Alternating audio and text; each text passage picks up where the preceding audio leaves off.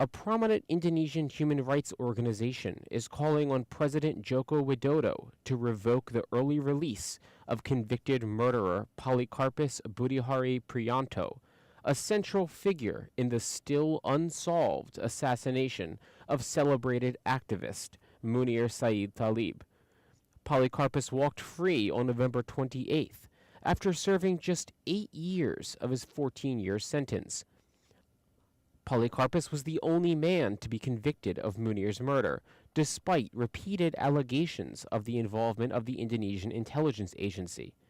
Polikarpus's early release was seen by many as a failing of Widodo's nascent administration to uphold human rights.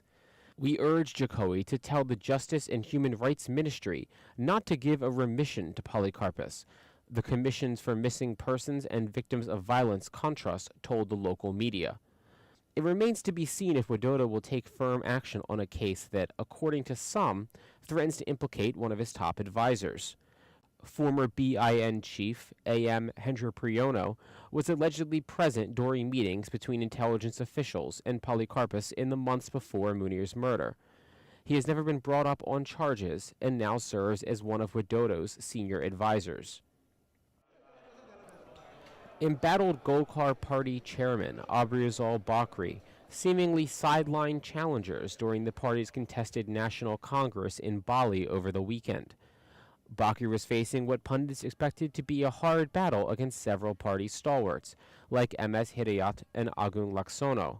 But by Sunday's Congress, Hidayat backed down from the race, throwing his support instead behind Bakrie.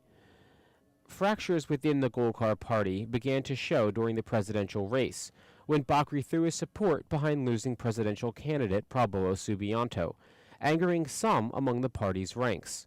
Stresses continued to build until the party split its seams last month, with Agung and Priyo decamping to form a rival faction. Bakrie responded by demanding the party's National Congress be held this week, a move that his critics have called an attempt to cut short serious efforts to mount an opposing bid. Vice President Yusuf Kala defended a plan to sink boats caught illegally fishing in Indonesian waters on Monday, explaining that the cost of maintaining the often creaky wooden vessels would eventually be too much for the government to justify. Kala reiterated that no fishermen would be aboard the ships when the Indonesian Navy decides to sink them.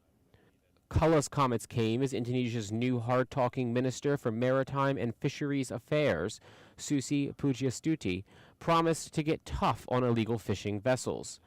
The nation loses as much as 300 trillion rupiah a year to illegal fishers, according to government estimates. And now both Susi and President Joko Widodo support the practice of torching the offending ships after arresting their crew.